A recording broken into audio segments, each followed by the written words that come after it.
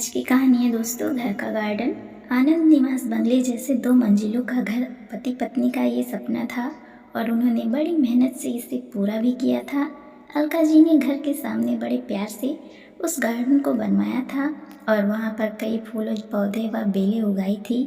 उनके उगाए चंपा, जसवती, मोगरा, गुलाब ऐसे दर्जनों फूलों की खुशबू से उनका गार्डन हमेशा महकता रहता था। अलग अलग ऋतुओं में अलका जी अलग अलग सब्जियां भी अपने उस गार्डन में उगाया करती। रसोई के लिए धनिया, पुदीना और मेथी उन्हें कभी बाहर से नहीं खरीदनी पड़ती। इतने सालों तक काम की भागदौड़ में सोमनाथ जी कभी भी इस जगह का आनंद नहीं ले पाए थे, लेकिन अब उनका पूरा खाली समय इस जगह पर बीतता था। दरअसल एक और छोटा सा घर वहाँ बना सके इसलिए उन्होंने वह जगह खरीदी थी, लेकिन अब वह संभव नहीं था। अलका जी को अपने बनाए उस गार्डन में एक झूला चाहिए था जो उन्होंने ला कर दिया था, और अब वही झूला उनको एक दूसरे के साथ ज़्यादा से ज़्यादा सुखमय समय बिताने का जरिया बन गया था। उन्होंने अपने घर में सभी ज़रूरी चीज़ों की और बाकी ऐशो आराम की चीज़ें की कोई कमी नहीं रखी थी, फिर भी बहू को दोनों का उस झूले पर बैठकर समय खटकता था। पहले दिन भर उनके साथ रहने वाली सास अब ज़्यादा समय अपने पति को देने लगी थी।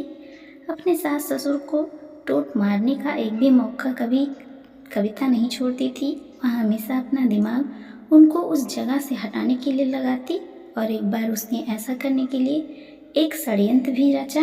अजय, तुम्हें नहीं लगता हमें एक बड़ी कार लेनी चाहिए? कविता ने पति से कहा। आइडिया तो अच्छा है, लेकिन कार रखने के लिए जगह कहाँ है? अजय ने चिंता वाले स्वर में, कौन कहता है जगह नहीं है? वह गार्डन है ना जहाँ आजकल 2 लव बर्ड्स अपना डेरा जमाए बैठे हैं। कविता ने पति की तरफ तिरछी नज़र करते हुए कहा, आजकल तुम कुछ ज़्यादा ही बोलने लगी हो। अजय ने अपनी पत्नी को फटकार लगाते हुए कहा, लेकिन सच तो ये था कि उनने इस बारे में कभी अपने पति से बात करने का मन बना लिया था। अगले दिन अजय पिता के पास गया और उसने बोला, पिताजी, मेरा और आपकी बहू का मन है कि एक बड़ी कार ली जाए। पर बेटा, हमारे पास पहले से एक गाड़ी है ना, दूसरी गाड़ी लेने के बाद हम उसे कहाँ रखेंगे? सोमनाथ जी ने कहा, पिताजी, इस गार्डन में एक नया गैराज बनवाने का सोच रहा हूँ। कविता को इस गार्डन की कोई पड़ी नहीं है, और माँ भी भला अब और कितने दिनों तक गार्डन का ख्याल रखेंगी, इसलिए अच्छा होगा कि सभी पेड़ पौधों को तोड़कर यहाँ गैराज बना लिया जाए। अजय ने अपने विचार बताए। दूर खड़ी अलका जी का यह सुनकर जैसे ही दिल बैठ गया। सोमनाथ जी अपना गुस्सा दबाते हुए बोले, मुझे तुम्हारी माँ से पूछना पड़ेगा, मुझे थोड़ा वक्त दो। क्या पिताजी, इसमें क्या पूछना मम्मी से? आप दोनों तो किसी का विचार करते ही नहीं हैं, दिन भर झूले पर बैठे रहते हैं। 4 के बारे में सोचो, 4 लोगों के बारे में सोचो। अब कविता घर में है, छोटे बच्चे भी हैं घर में, और आने जाने वाले लोग भी तो आपको कैसे देखते हैं? आप किसी का विचार नहीं करते। अजय थोड़ा चिढ़ते हुए ही बोला। अंदर से कविता की बड़बड़ भी चालू थी। सोमनाथ कुछ नहीं बोल पाए। उस दिन बेटे और बहू ने बाहर से खाना खाया, लेकिन अलका और सोमनाथ जी के गले से निवाला उतरने का ऐसा हो गया था। उस पूरी रात दोनों ही जगते रहे, लेकिन सुबह सुबह कुछ विचार आने से सोमनाथ जी ने चेहरे पर मुस्कान आ गई थी। सोमनाथ जी खुद रसोई घर में जाकर चाय बनाकर लाए थे, लेकिन अलका जी इतनी निराश थीं कि वह आज बगीचे में किसी भी पेड़ पौधों को पानी तक डालने नहीं गई थीं। पूरा दिन तो बड़ा ही नॉर्मल तरीके से गुजरा था, लेकिन शाम को अजय की आंखें फटी की फटी रह गई थीं।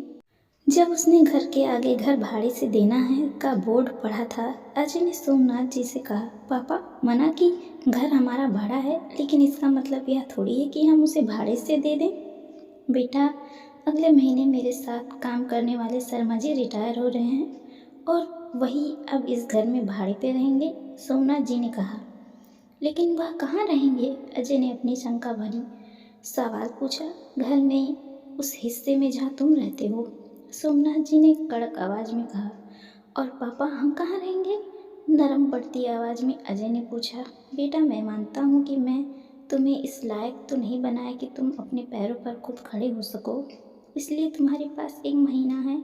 तुम अपने लिए एक नया फ्लैट ढूंढ लो या कंपनी में फ्लैट में रहने चले जाओ। वहाँ तुम्हें तुम्हारी उम्र के लोगों का साथ मिल जाएगा, और इस घर में हमें हमारी उम्र के लोगों का साथ मिल जाएगा। तुम भी सुखी और हम भी। सोमनाथ जी ने सब कुछ साफ साफ बताया। पापा, लगता है आप तो नाराज़ हो गए। कल मैंने जो भी कहा मेरा मतलब वो नहीं था। अजय ने अपने पापा के आगे हाथ जोड़ते हुए कहा, नहीं बेटा, तुम्हारी जनरेशन ने हमें एक सबक दी है कि कैसे प्रैक्टिकल बनकर रहा जाता है। हम बड़े तुम बच्चों के साथ देखकर खुश हो सकते हैं, तो तुम्हें हमें साथ देखने में क्यों प्रॉब्लम होती है? यह घर है या गार्डन? गार्डन में बड़े हुए यह पेड़ इस बात के गवाह हैं कि कैसे तुम्हारी माँ ने मेरे लिए और खासकर तुम्हारे लिए जी जान से सेवा की है। अपना समय, अपनी जवानी खर्च कर दी, इसलिए इन सब पर तुमसे और मुझसे भी ज़्यादा तुम्हारी माँ का हक है, और इन सब को मैं तुम्हारी माँ से नहीं छीन सकता। सोमनाथ जी ने अपनी पत्नी की तरफ देखकर कहा, दोस्तों, जाने अनजाने में हम हमेशा यह गलती कर बैठते हैं।